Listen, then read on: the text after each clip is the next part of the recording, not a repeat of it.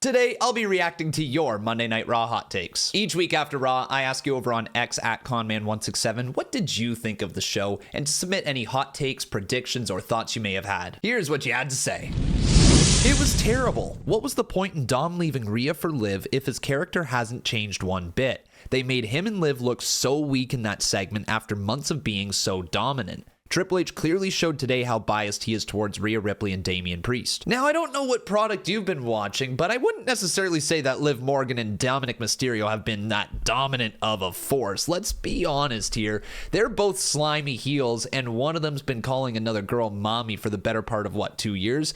I wouldn't necessarily say they were a dominant force. Liv Morgan, however, was built up to be seen as a bit more of a force to be reckoned with on her Liv Morgan Revenge Tour than she really is being presented now, but I don't hate that either. You got to remember, they're slimy heels, right? They can kind of get away with doing this stuff, and it doesn't really hurt their character. The fact that Liv Morgan is just yapping away at Rhea Ripley, and as soon as Rhea Ripley wants to throw hands, she books it out of there, is kind of great for the character of Liv Morgan. I also love that Dominic Mysterio is just saying all this crap to Rhea, and then all of a sudden, as soon as Damian Priest comes around, he's like, oh, I really messed up, and he is just getting cooked. So no, I don't have any issues with the way that they've built this story up personally. And honestly, when you look at Rhea Ripley and Damian Priest versus Dominic Mysterio and Liv Morgan, it really should be one-sided. The Terror Twins are money. The Terror Twins are one of the greatest things WWE has introduced to their stories in years. I love the presentation of Rhea and Damian Priest right now. There's nothing wrong with the way that they're being presented. And they're also both former world champions. Meanwhile, Liv Morgan, the current women's world champion, but Dominic Mysterio has won barely anything. Why would we be saying Damian Priest should be kind of making Dominic Mysterio look better than he is? Now, Dominic Mysterio is a whiny, slimy heel, and he deserves what's coming to him, no matter what any content creators tell you. Wood's heel turn needs to be done right. Having him join the Final Testament is not the move. I do agree with you, and I think what we're seeing here is more of a long-term play at hand. If you think about the way Triple H has been booking his factions lately, it's been planting the seeds about a year before the actual destruction of the group. I wonder if that's what this is here with the Final Testament. I think they're probably going to roll on forward with Odyssey Jones, Xavier Woods, and Kofi Kingston as a unit, but there's going to be a little bit of tension along the way, similar to the Judgment Day, similar to the Bloodline, similar to literally every faction, LWO, you name it, right? They have just been doing this type of story for a couple of years now, and I think this is the next one. So I expect Xavier to not really get along with Odyssey, but then maybe start to like him, and then something go wrong, in maybe 6-8 months time or something like that. I imagine this is the direction we're going in. It was definitely one of the Monday Night Raws of the year. Not as good as last week's, don't get me wrong, this was a good episode. I wouldn't sit here and say that this was one of the Monday Night Raws of the year. Certainly a good episode of Monday Night Raw, but it felt on par with some other ones that we've seen here this year. What I will say, though, about Monday Night Raw right now is everything is working and everything serves a purpose. And it makes those 3 hours feel more fulfilling to sit through and watch. When you are following stories in the middle of the card and it actually matters week to week, you're not really tuning out for them, right? You're following what's going on with Bronson Reed. You're following what's going on with Xavier Woods in the Final Testament. It makes sense that Raw feels like the most complete show WWE is putting on right now because literally everything matters. WWE have to be comfortable making Rhea look weak more often. It hinders this Liv Rhea story in her standing tall week to week, minus the PLE match. Does it though? Does it really hinder this story? To me, it just tells the story how I feel like it should be told. You take one look at Liv Morgan, you take one look at Rhea Ripley, and you're not really looking at the same person, right? They're kind of the bitter opposites of each other, the complete opposite ends of the spectrum. And it's great that you have Liv Morgan knowing that she isn't the same gal as Rhea. She's not as tall, she's not as strong, so she has to use her brains. Why would she engage into a one-on-one fight with her just to get her ass handed to her. She's already fought Rhea Ripley once, and she escaped with the championship thanks to Dirty Dom. Rhea's not dumb either, but Liv Morgan is conniving and she is using her brains while Rhea's looking to use her brawn. To me, it's the perfect told story. Pure Fusion Collective, or whatever Sonya said, is the most horrendous tag team name I have ever heard, but now I kind of want Dominic to win the IC title after Braun's reign is over. Kind of two parts right here. Let's talk on the first one. The worst, most horrendous tag team name you've ever heard. Let me just throw a couple ones out here for you, just to see if you agree that this is the worst one ever, and not the Submission Sorority, not the Dancing Fools, not Team Bad, not Team PCB, not Team Lucha House Party, or PMS. Yeah, those are all names of factions in WWE. Look, I don't really love the name Pure Fusion Collective. Do I think it's a great name? No. Do I think it could be better than those ones I just listed? Yeah. If I think of t-shirts and merch ideas and like logos and all that, PFC definitely could be on a t-shirt. PFC could be all over the Titantrons and everything. Like, I don't hate this. I think it's a okay name, but there is definitely worse names out there. Let's talk on the second part now. Dominic Mysterio winning the IC title in the future. Dude, I'm down for it. I don't think he should end Braun Breaker's reign by any means, but if somebody did end that reign and Dominic Mysterio then stole the title from that person, it could be a good story. For example, Ilya Dragunov takes the IC title from Braun Breaker. If Dominic Mysterio somehow rolled up Ilya Dragunov, that would be mad heat for Dom, and then you got a feud right there. So yeah, I'm fine with that. No Dragon Lee. Yeah, what are we doing here? Dragon Lee is like one of the most athletic, entertaining wrestlers that they have on their roster, and he's just kind of fading away on main event. I know that he was supposed to be like the next Rey Mysterio, but they kind of cooled the jets with that, threw him into the LWO Legado del Fantasma storyline, and he's just been lost in the shuffle. I don't know what we got to do for Dragon Lee, but I think after Survivor Series, let's start featuring this man on TV some more. This has got to be the next project for Triple H. Dragon Lee is just too damn talented to be wasted in doing nothing. Give Finn Balor a title says they are booking Finn Balor so wrong. I don't think that this dude is at all biased. I just want the guy to get a real title and not just hold the tag titles for basically nothing because they have no one to feud with. Just give Finn the world title. And I love Finn Balor, just like everybody else here does. I think he is criminally underrated. He has had so much bad luck when it comes to the main roster. Timing has never really worked out for him. And like, of course, we all remember him losing that chance at being the Universal Champion when he got injured, right? He was Universal Champion, but only for a day, and he hasn't really recovered since.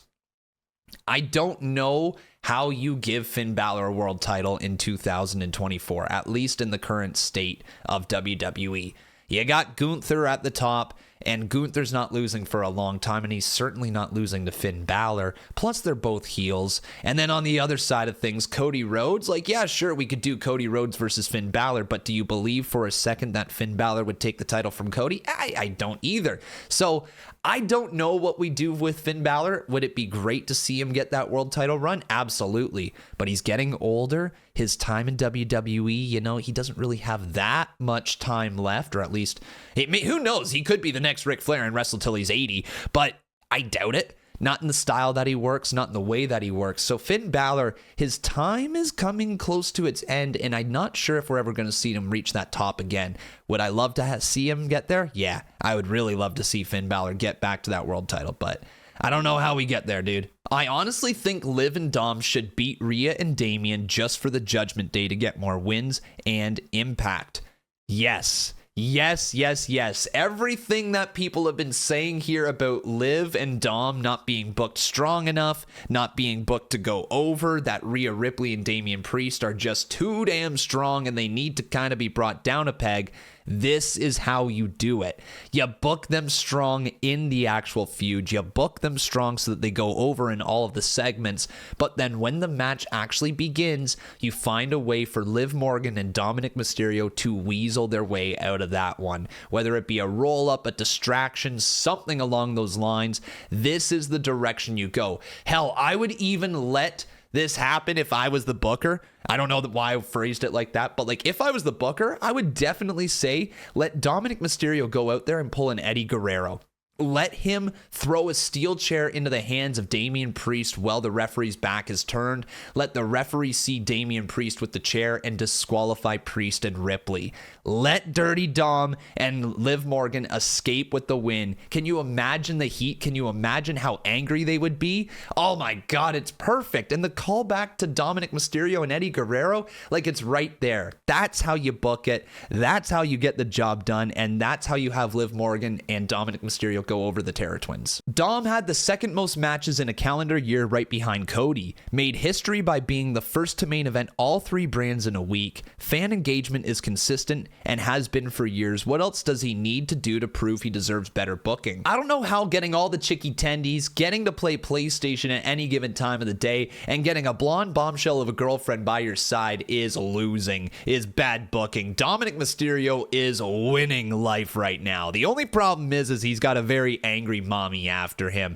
Other than that, life is good for Dom. I really wish WWE had a trios title. I think it could have succeeded in WWE because there's a lot of groups in WWE, including NXT. I'm kind of back and forth on this one. We've seen the trios championships over in AEW, and while it is fun, I do feel like the more championships that you add, the more it devalues the titles you already have. And with the tag team titles not really being a focus of Monday Night Raw, I feel like we got to make sure that those are where we're putting all of our attention. If we have a faction, they should be going after the tag team titles. I want to see more factions start to defend the championships with the Freebird rules. That was a common thing about 5 years ago, especially with the New Day. And now, not so much, right? Maybe it's even longer than 5 years ago. Good Lord, I've been watching wrestling for a while.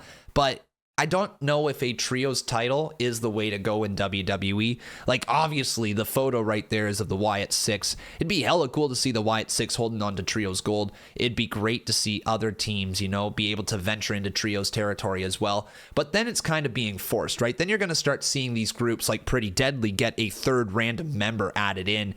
And it's just like, okay, they're just doing that so they can go after the trios titles as opposed to actually putting them in the tag division where, they might actually be able to elevate the division and get some good matches. So back and forth here on the trios championships. I wouldn't hate it if they added it in, but at the same time, we have the tag titles that we really need to focus on. This rivalry between CM Punk and Drew McIntyre feels like the end of 2023 Bloodline. Had run its course, but did everything they could possibly do with it. And look, I hate to outright disagree with your hot take right here, but I outright disagree with your hot take right here. CM Punk and Drew McIntyre, I think that the feud is great. I think that it's just getting started. The bracelet is such a personal touch to it, and now we're starting to get somewhere with the story. We're going towards a strap match.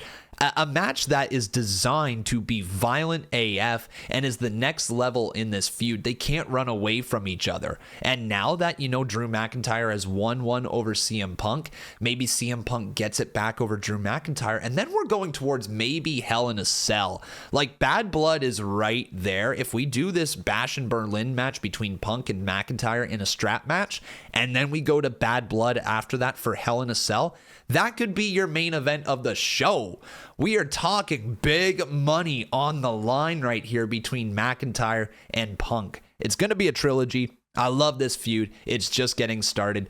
Give it a little more time, and I think you're going to like the direction. Should have had Damian and Finn wrestle in Berlin. I think it would be a good start to their rivalry, maybe end it at the Rumble. Good idea. They definitely could have run forward with Damian Priest versus Finn Balor at this pay-per-view, but I think they're probably going closer to Bad Blood. It really has that feel where it's going to be like a rivalry show. We're culminating a lot of rivalries there before Survivor Series. I'm sure some of them are going to continue to go forward into Survivor Series, but a lot of the ones involving like Judgment Day, Rhea Ripley, Liv Morgan, the aforementioned CM Punk and Drew McIntyre match, it seems like this is going to be a lot of blood feuds, and it's going to be hatred versus hatred as opposed to a challenger versus a champion. You know what I mean?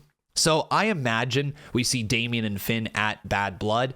This could have happened at Bash in Berlin, but also Liv Morgan and Dominic Mysterio versus Damian Priest and Rhea Ripley is not a bad match to have on that card at all. Raw has continuously delivered week in and week out. There just isn't a weekly wrestling show that can touch Raw. Everything they touch is hot, and they are showing no signs of slowing down anytime soon. It really is a good show right now. There's not too much more to say about that, but Monday Night Raw, everything matters. Every segment matters. There's not a wasted second of time on the show. It's a good wrestling show right now. Definitely worth checking out if for some reason you're not watching. I have genuinely no idea where Braun is supposed to be going right now. I get he just won the title, but these many Sami Zayn and Braun matches does tend to get a bit stale. Totally get what you're saying. We've reached the end of the Sami Zayn and Braun Breaker feud. Like that 2 out of 3 falls match, that's it. We're done. I would be very, very, very surprised to see WWE go back and bring us back to Braun Breaker versus Sami Zayn. I just don't see that happening. As for Braun Breaker, this is just the start of his IC title run. I'm sure he's going to get a lot of great TV matches. He's already main eventing Monday Night Raw, so that tells you all you need to know. Plus, he had the entire arena barking for him. That's just...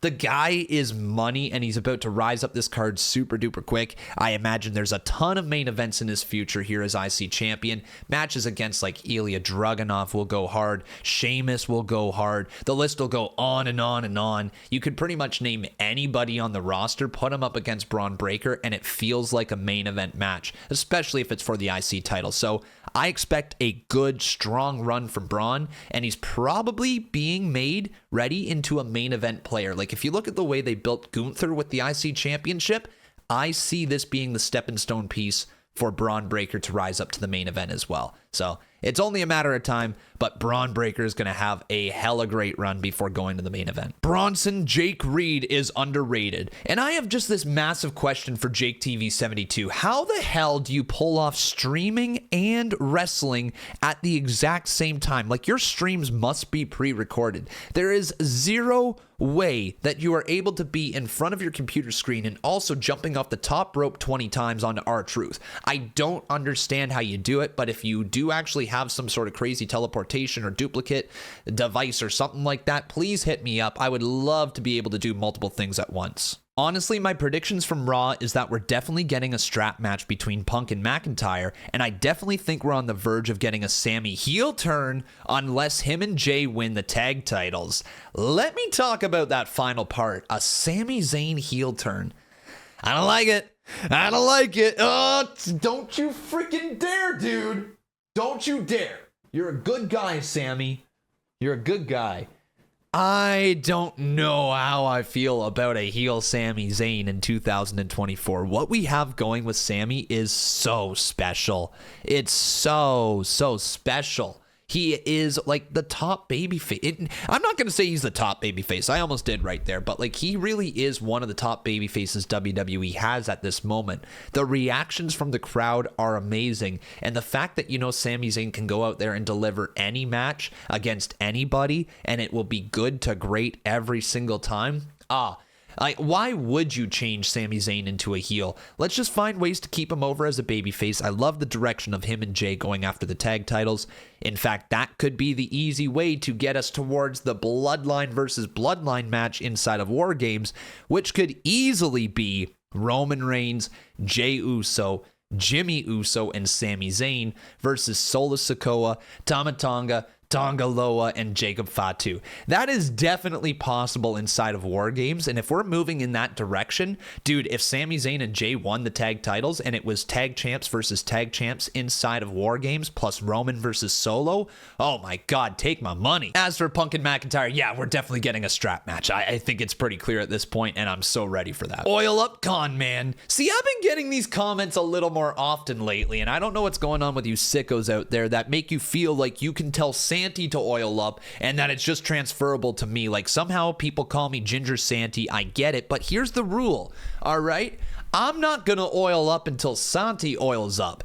That's just the rule right here. So if you want Khan to oil up, you just gotta tell Santi Zap to oil up first. I want to see CM Punk and Randy Orton as a tag team at least once. Hey, that's money. That's money. I would watch that. I would definitely see a run between Randy and Punk, especially if it was leading towards Randy and Punk turning on each other and starting a feud.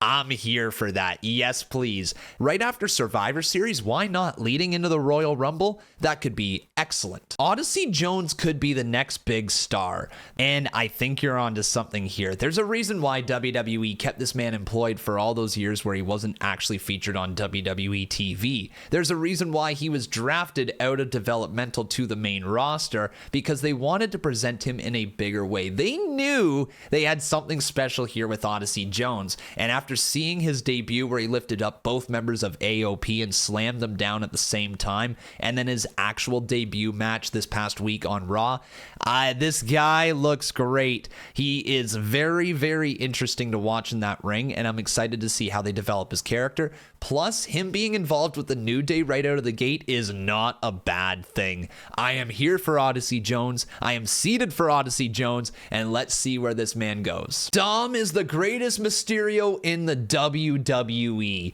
All right, let's put an end to this right here, right now. Did Dom Mysterio beat Rey Mysterio clean by himself? Nah.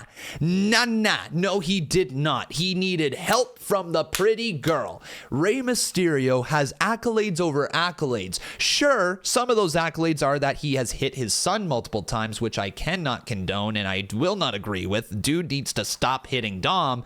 But at the same time, Rey Mysterio is a living legend, and Dominic Mysterio has a long way to go. Until he beats Rey Mysterio clean, there is no way in hell I can agree with you that Dominic Mysterio is the greatest Mysterio in WWE. Full stop, hard cap, enough. And shout out to a couple of Patreon members here. If you guys would like to go support us over on Patreon, there is a much higher chance that your comment will be featured here in these hot takes. So shout out to Jacob Huang and Kyle Hook. Jacob says, I don't think so, but I hope Gunther gets smashed in Germany. He's talking about the Randy Orton match. He's hoping Randy Orton just absolutely destroys Gunther. Well, I don't see that happening, dude. You never know. It could be a crazy, crazy swerve, and Randy Orton winning a world title in 2024 certainly is interesting. And then Kyle Hook says this was a great show. That is a great way to end it. You are certainly right. It was a great show. I very much enjoyed it. I gave it an 8 out of 10. What did you guys rate the show? Let me know down in the comments. But those were your wrestling hot takes. Make sure you leave a like on this video. Make sure you subscribe to the channel and turn those notifications on so you never miss another upload. I do this video every single week after Monday Night Raw, so if you would like for your hot takes to be featured, you can check us out over on Patreon like I mentioned, or you can go follow me over on Twitter or X, whatever you want to call it, at Conman167. Thanks for watching, and we'll see you guys tomorrow.